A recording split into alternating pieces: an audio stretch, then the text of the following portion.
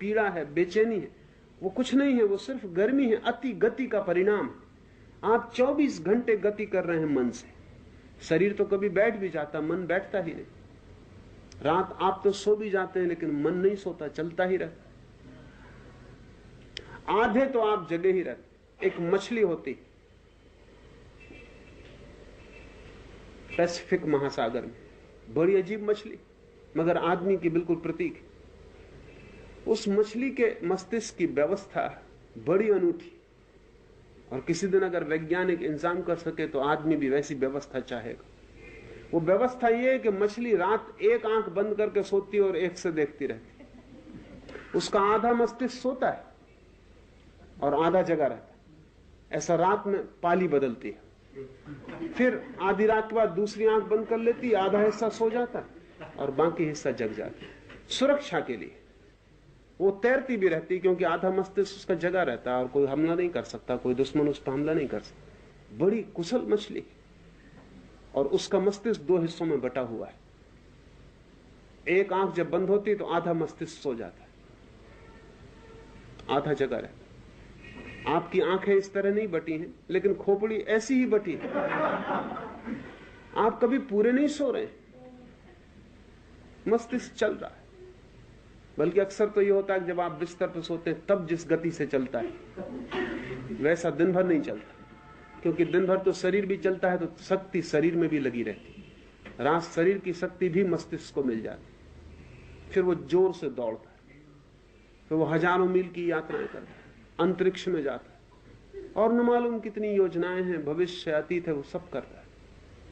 और ऐसा नहीं कि आप स्वेच्छा से कर रहे हैं, आप बिल्कुल बेबस। आप रोकना भी चाहें तो वो रुकता नहीं। आप कितना ही कहें मत जाओ, मत दौड़ो, कोई आपकी सुनता नहीं। आपका मन भी आपका नहीं, कोई मालकियत नहीं। ये जो मन की अति गति है, इसकी वजह से आप इतने उत्तप्त और अशांत हैं। लाओ से कहता है, लेकिन अगति से गर्मी परास्त होती। तो गति तो आप करना जानते हैं, ठंड लगे शरीर को तो आप गति कर लेते हैं, दौड़ सकते हैं, व्यायाम कर सकते हैं। कुछ ना करेंगे तो शरीर का अपना नैसर्गिक इंसान है, शरीर कपने लगेगा और कंपन से गति पैदा हो जाएगी और गति से ठंडक परास्त हो जाएगी। लेकिन इससे उल्टी कला भी है, वही योग है कि आप जब उत्तप्त ज्यादा हो जाएं, मन बहुत गति कर ले, शरीर बहुत गति कर ले, तो अगति में कैसे उतरना, कैसे अक्रिया में डूब जाना।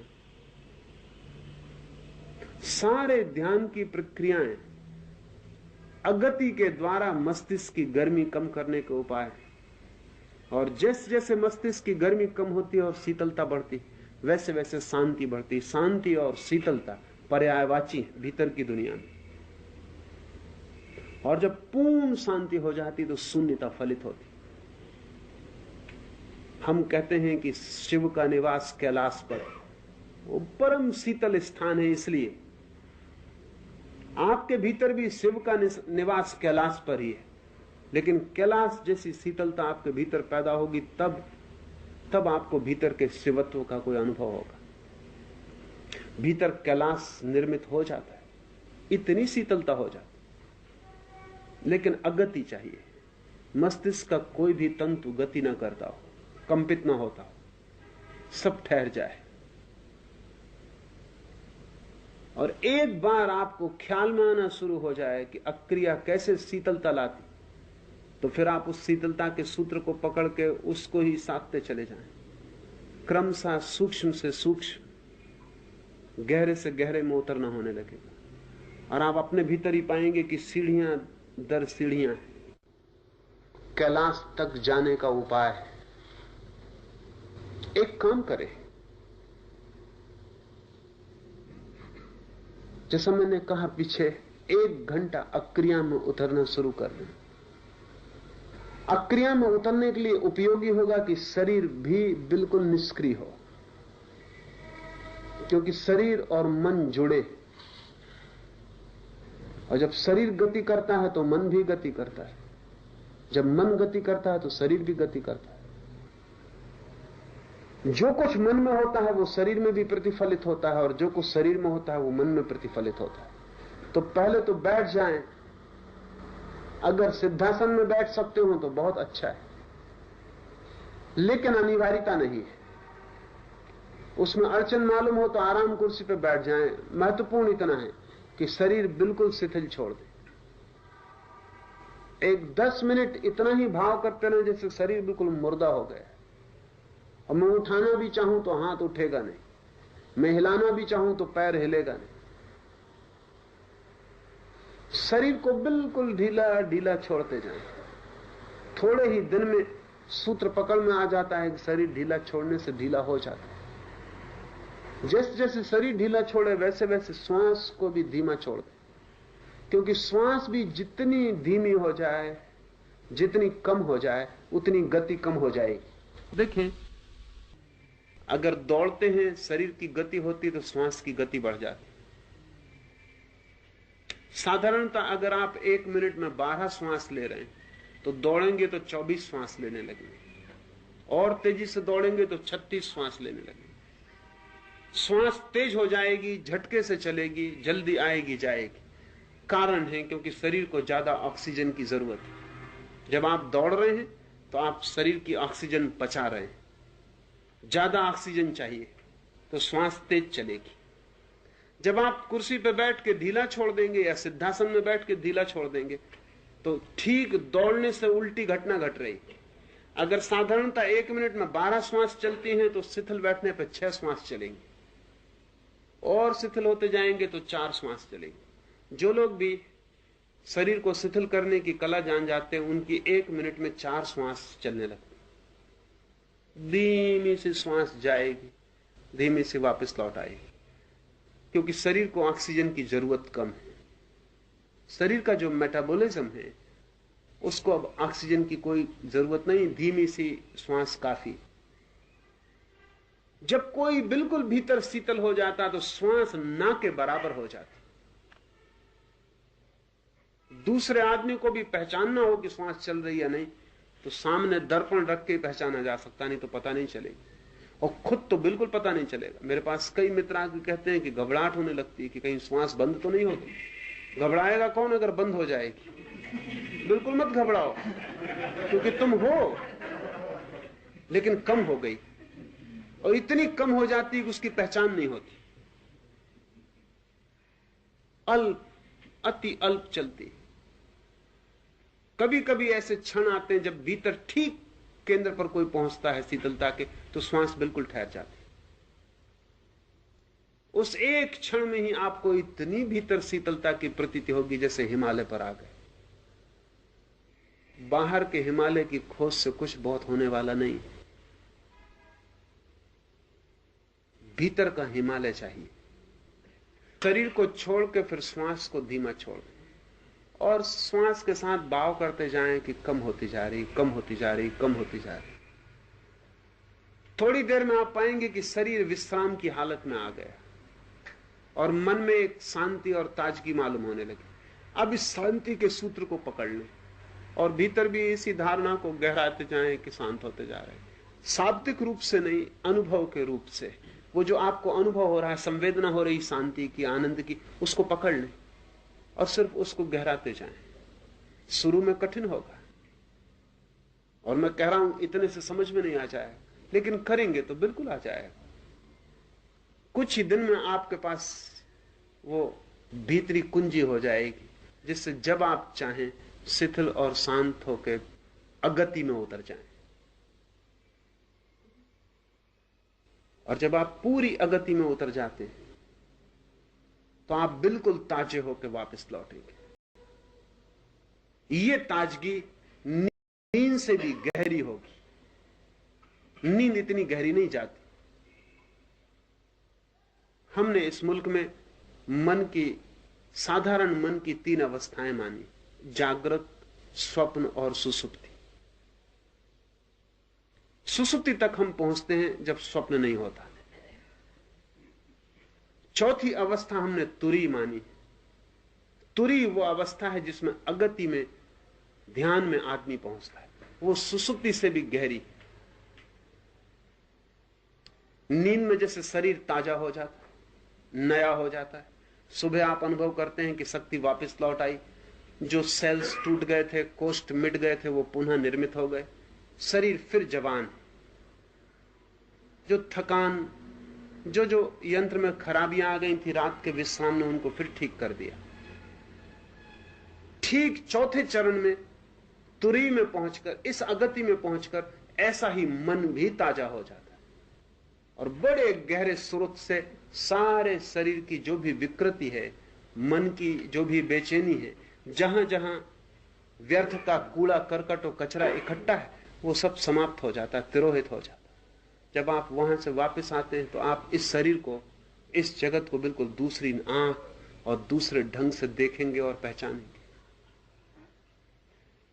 इस गति के जगत से अगति के जगत में उतरने की कला जो सीख ले और निरंतर गति से अगति में जाए, अगति से फिर गति में लौट आए, और जैसे दिन और रात होते ऐसा गति और अगति में संतुलन साध ले, तो लाओस से कहता है कि जो दो अतियों के बीच संतुलन और संगीत को पकड़ लेता है, वो परम ताओ को, परम स्वभाव को उपलब्ध हो जाता है। अगति में जाने का यह अर्थ नहीं है कि फिर आप अगति में ही बैठे रहें। अगति में जाने का यही अर्थ है कि आप वापस गति में लौट आए, सारी ताजगी और सारे आनंद को लेकर। धीरे धीरे क्रिया करते हुए भी भीतर अक्रिया बनी रहेगी, धीरे धीरे काम करते हुए भी भीतर बिल्कुल कोई काम नहीं होगा। आप दौड़ते रहेंगे और भीतर कोई भी नहीं दौड़ेगा, भीतर सब ठहरा रहेगा। जिस दिन दोनों बातें एक साथ सध जाती हैं, उस दिन मुक्ति फलित हो जाती है। दो तरह के लोग, और लाओस से चाहता है आप तीसरे तरह के व्यक्ति हों। एक तो वे लोग हैं जो गति में पड़े और अगति में नहीं जा सकते। कुछ इनमें से ही भाग के अगति में चले जाते हैं तो गति से डरने लगते हैं, फिर वो जंगल में छिप जाते हैं, गुफा में बैठ जाते हैं। फिर वो भयभीत होते हैं कि अगर हम यहां से बाहर निकले तो गति फिर पकड़ लेगी। ये दोनों एक जैसे लोग हैं, इन्होंने जीवन के एक पहलू को पकड़ लिया, लेकिन ये दोनों दरिद्र हैं, क्योंकि समृद्धि उसी के पास होती है जिसके पास जीवन के दोनों पहलू होते हैं। जो अगति में उतर सकता है और गति में आ सकता है निर्भीक, उसको अगति के खोने का कोई डर नहीं, वो संपदा उसकी भीतरी है। जो युद्ध के मैदान पे भी खड़ा हो सकता है और जिसके ध्यान में रत्ती भर फर्क नहीं पड़ेगा, जो दुकान पे बैठ सकता है और जिसके मंदिर में इससे कोई हलचल नहीं आती। जब कोई व्यक्ति इन दोनों में आता है, जाता है, धीरे धीरे धीरे इतना सहज हो जाती है घटना, जैसे अपने मकान के बाहर आना और भीतर जाना, बाहर आना और भीतर जाना।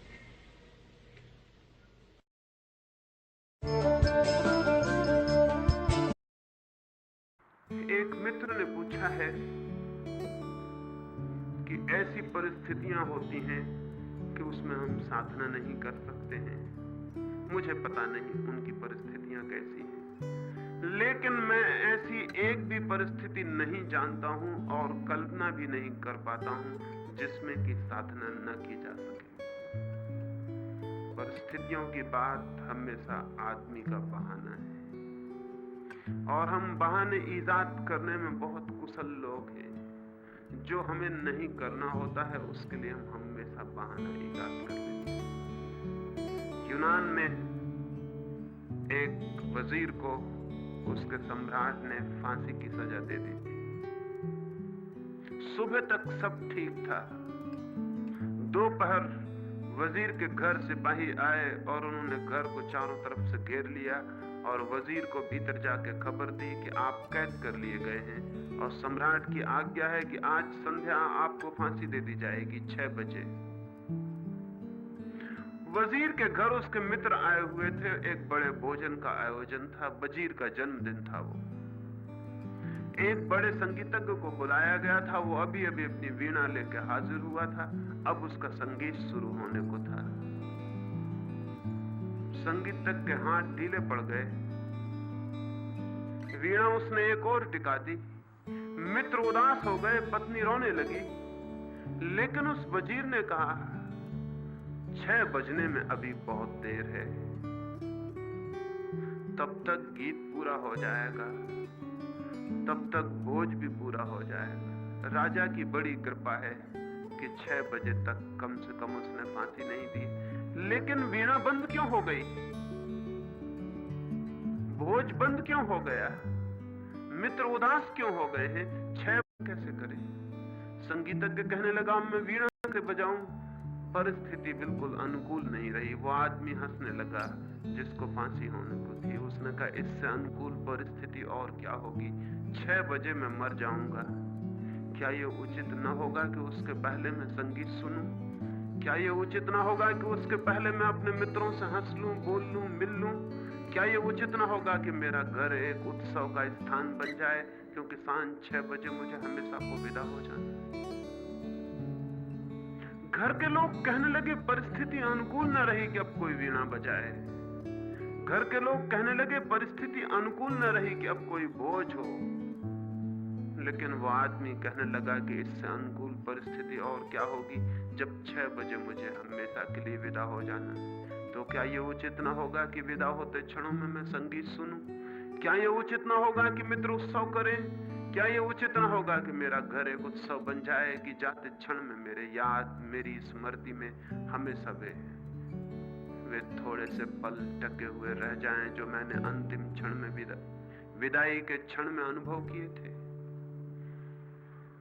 और उस घर में वीणा बजती रही और उस घर में भोजन चलता रहा। यद्यपि लोग उदास थे, संगीतज्ञ उदास था, लेकिन वो वजीर खुश था, वो प्रसन्न था। राजा को खबर मिली।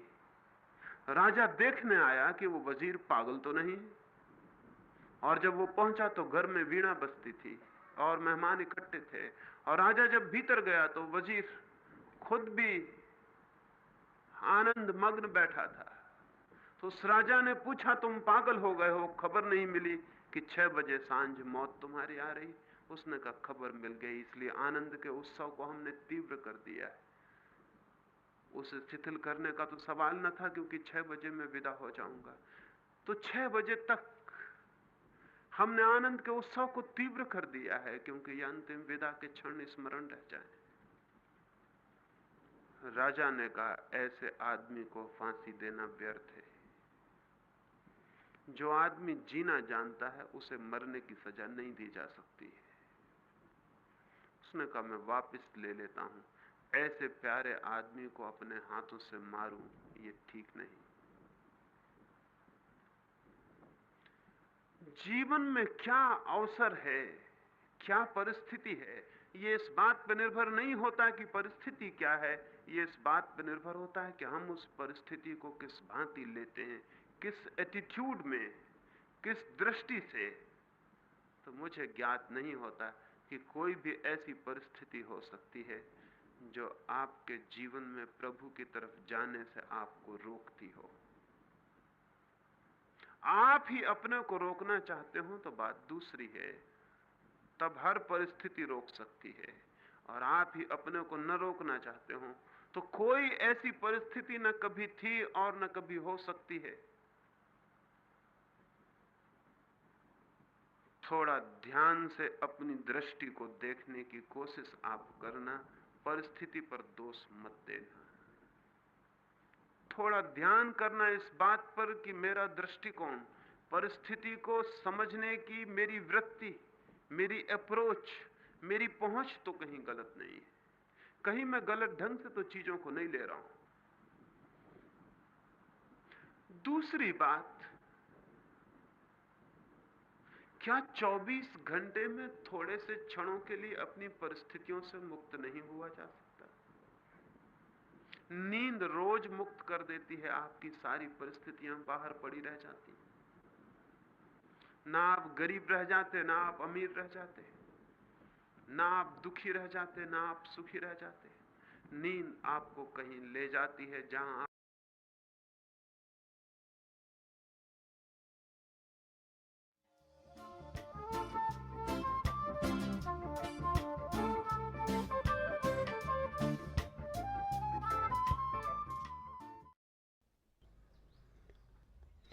जब आपको सुनता हूं तो आपका प्रत्येक शब्द दिल की गहराई तक उतर जाता है और हलचल पैदा करता है।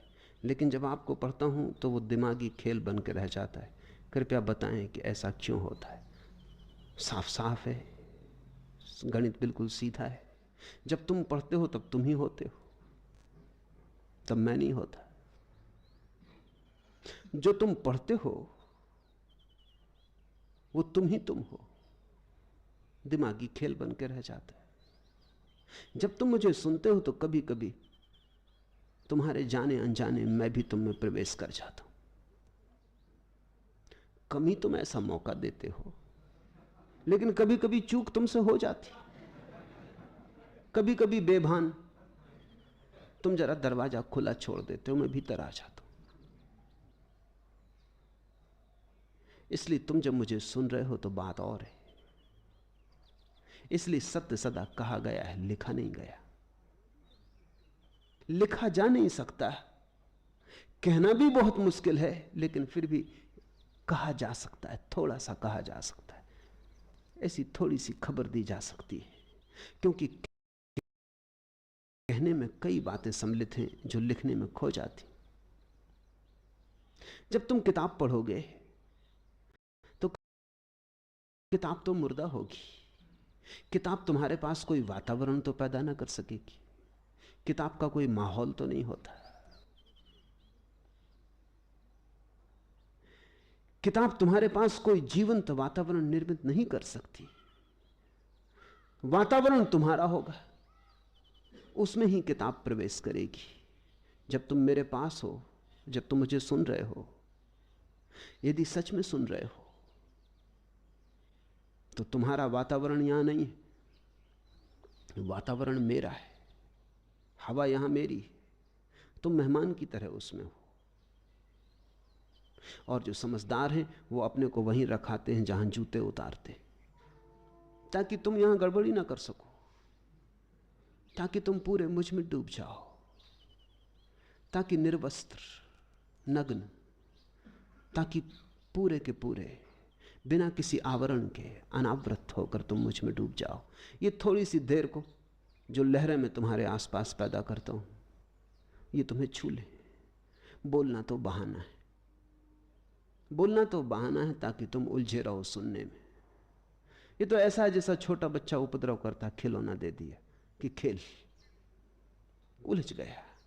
बिना बोले तुम मुश्किल में पड़ोगे। मैं न बोलूं तो तुम्हारा मन हजार हजार जगह जाएगा। बोलता हूं, बोलने में तुम्हारा मन उलझ गया, सुनने में लग गया। पर यह तो ऊपर ऊपर की बात है, भीतर कुछ और हो रहा है। इधर तुम उलझे कि उधर मैंने तुम्हारे हृदय को टटोला। एक हाथ से तुम्हें खिलौना देता हूं, दूसरे हाथ से तुम्हारे हृदय को टटोल रहा हूं। कभी कभी तुम्हारी आदतें पुरानी हैं, मजबूत हैं। आदतें ऐसी हो गई हैं जड़ की, तुम खिलौने में उलझे भी रहते हो और फिर भी हृदय को बांधे रहते हो, बंद रखते हो। कभी कभी खुल जाता है। उस घड़ी मैं तुम्हारे भीतर पहुंच जाता हूं। उस घड़ी मेरा और तुम्हारा होना मिट जाता है। उस घड़ी हम एक ही वातावरण के हिस्से हो जाते, एक सागर की तरंग है। इसलिए स्वाभाविक है कि उस क्षण कुछ हो जाए जो किताब से ना हो सकेगा। फिर जब तुम मेरे पास हो तो बोलना तो मेरे पास होने का एक अंश मात्र है। पास होना बड़ी घटना है, सानिध्य बड़ी घटना है। निकट होना तो मेरी तरंगें और तुम्हारी तरंगें एक रासलीला में लीन होती। तुम मेरे आसपास नाचते हो, मैं तुम्हारे आसपास नाचता हूं। कुछ घटता है जो खाली आंखों से नहीं देखा जा सकता। कुछ घटता है चर्म चक्षु से नहीं देख पाते। कुछ अदृश्य में घटता है। तुम दृश्य ही तो नहीं हो। मैं जो तुम्हें दिखाई पड़ रहा हूं उसी पर तो सीमित नहीं हूं। तुम्हें अपने अदृश्य का पता नहीं है, मुझे मेरे अदृश्य का पता है। इसलिए मैं तुम्हारे अदृश्य को भी पुकारता हूं। तुम्हारा अदृश्य भी बाहर आ जाता है, एक नृत्य शुरू होता है। उस नृत्य में ही तुम्हारे हृदय में कुछ फूल खिलते हैं, कमल खिलते हैं। ये सवाल बोलने का ही नहीं है। और ये जो मैं बोल रहा हूं ये कोरे शब्द नहीं है, ये किसी गहन अनुभव में डूब कर आए।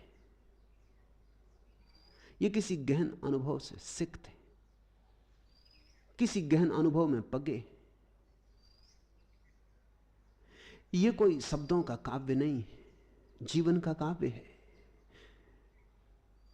कवि कहते हैं, दिल में घर करने के अंदाज कहां से लाऊं, हो असर जिसमें वह आवाज कहां से लाऊं।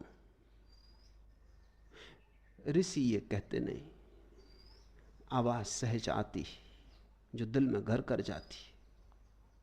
दिल में घर करने के अंदाज कहां से लाऊं?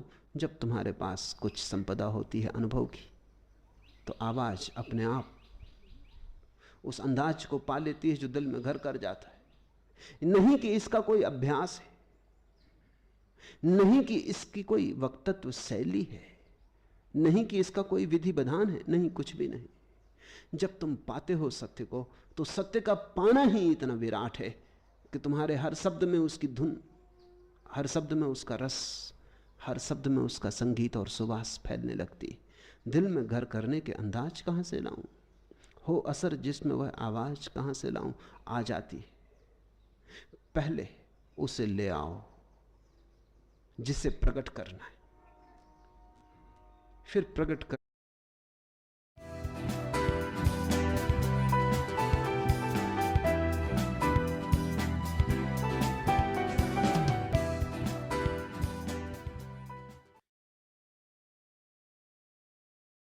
मैंने सैकड़ों संबंध बनाए, शारीरिक और मानसिक दोनों, लेकिन आखिर में बढ़ती हुई अतृप्ति के सिवा कुछ भी हाथ नहीं आया।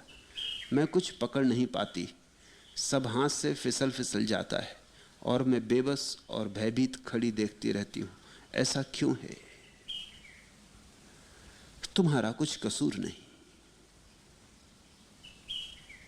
इस जगत के सारे अनुभव पानी के बुलबुले जैसे हैं, उनसे कुछ कभी मिलता नहीं। मृग मरीचिकाएं, इंद्रधनुष दूर से खूब सुंदर, दूर के ढोल बड़े सुहावने, मुट्ठी बांधो कुछ भी हाथ ना आएगा। तुम्हारा कोई कसूर नहीं। शारीरिक संबंध या मानसिक संबंध, इनसे कुछ भी मिलता नहीं।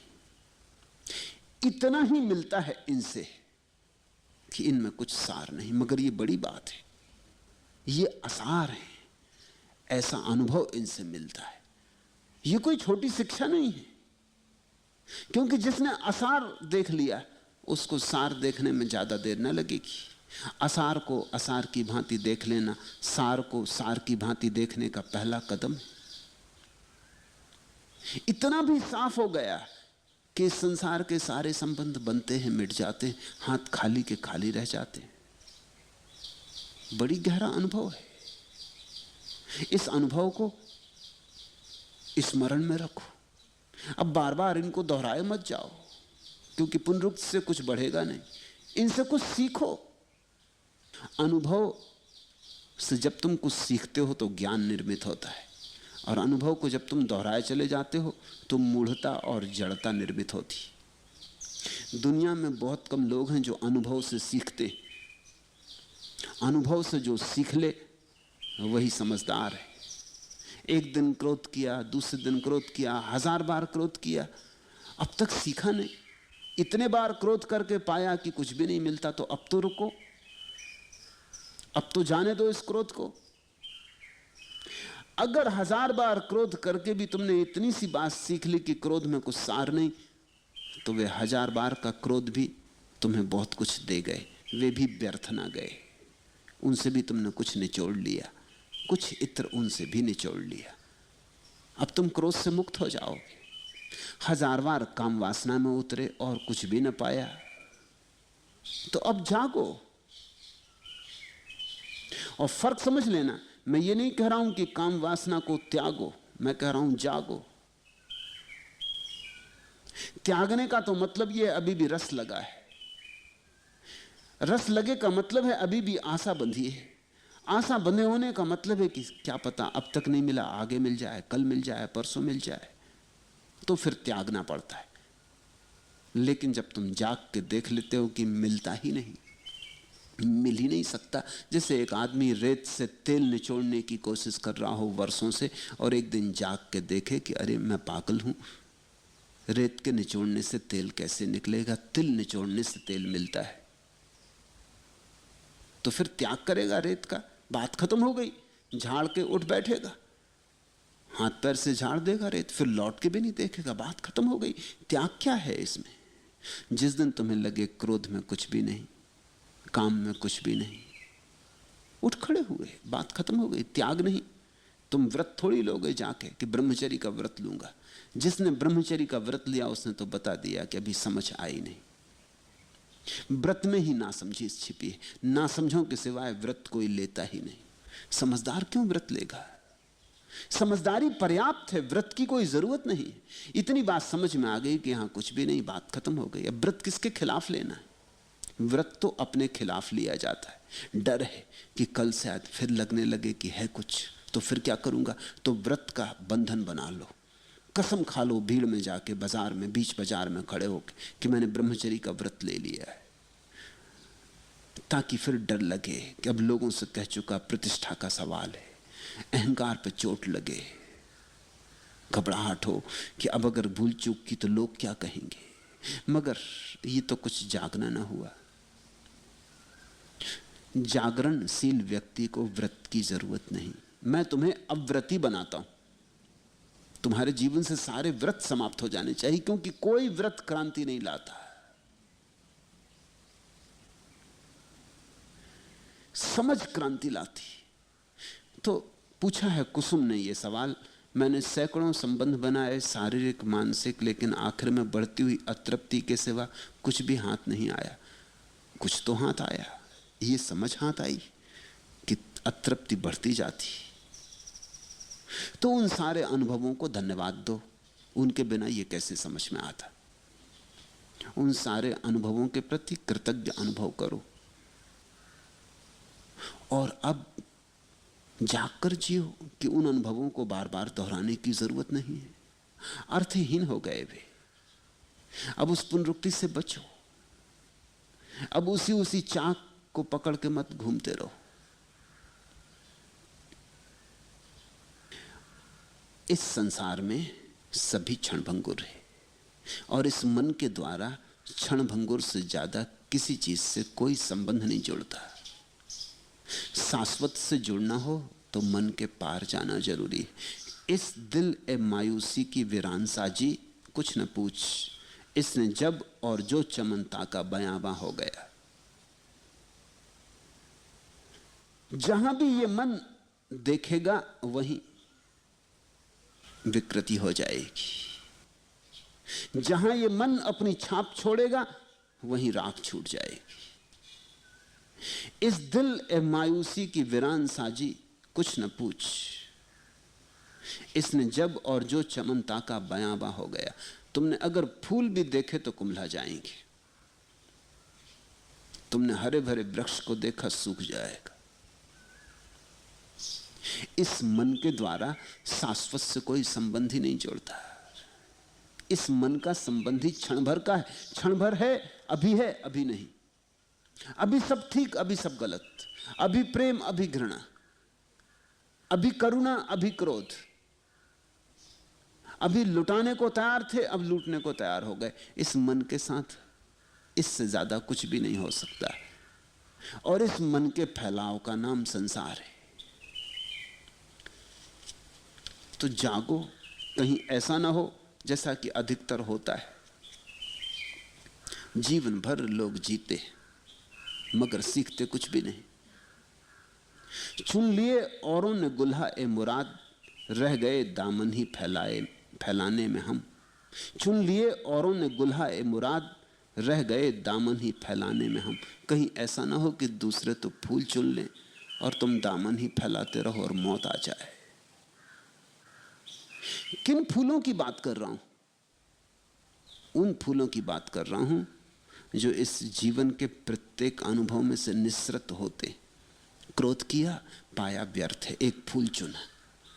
काम किया, पाया व्यर्थ है, एक फूल और चुना। लोभ किया, पाया व्यर्थ है, एक फूल और चुना। चुनते गए फूल। इन्हीं सारे फूलों की माला एक दिन बन जाती। उसी माला को ही तो परमात्मा के चरणों में अर्पित करना है। अगर नहीं चुने फूल, फिर क्रोध में उतरे, फिर वासना में उतरे, तो बस दामन ही फैलाने में समय बीत जाएगा। तो कुसुम को कहता हूं, अब जाग। देखा सब, देखना जरूरी था। सिर्फ एक बात का ख्याल रखना कि कुछ भी नहीं मिलता, व्यर्थता मिलती है और जीवन में बेचैनी बढ़ती है। ये तेरा अनुभव होना चाहिए। ऐसा ना हो कि जल्दबाजी, ऐसा ना हो कि लोभ के कारण ये प्रश्न लिखा हो, तो चूक हो जाएगी। अक्सर ऐसा भी हो जाता है, संतों की वाणी पढ़ते, संतों के वचन सुनते लोभ जगता है और उनकी वाणी के प्रभाव में ऐसा लगता है कि ठीक ही तो कहते हैं, मगर उनके ठीक से कुछ भी ना होगा। मेरा ठीक तुम्हारा ठीक नहीं है, तुम्हारा ठीक ही तुम्हारा ठीक है। मेरा बोध है, तुम्हारा बोध नहीं बनेगा। मैं लाख कहूं कि क्रोध में कुछ भी नहीं है और तुम सुन भी लो, समझ भी लो, बुद्धि से बात जच भी जाए, मगर इससे कुछ सार ना होगा जब तक कि तुम्हारे जीवन के अनुभव से ये निष्पत्ति ना निकले। तो बस एक ही बात ख्याल रखना, जल्दबाजी मत करना। मेरे साथ इतना स्मरण रखना सदा जरूरी है कि लोभ में मत पड़ना। हाँ, तुम्हें लग गया हो कि कोई सार नहीं, शारीरिक संबंधों में बात खत्म हो गई, मेरे कहने से मत कर लेना, अन्यथा फिर लौट के आएगी वासना, फिर डुलाएगी, फिर खींचेगी, तानेगी और दमन शुरू हो जाएगा। और दमन के मैं बिल्कुल विपरीत हूं। जागरण ठीक, दमन तो रोग लाता है। नहीं कुछ यहां मिलने को है, इसलिए जल्दबाजी ना हो कि लोभ के कारण यह प्रश्न लिखा हो, तो चूक हो जाएगी।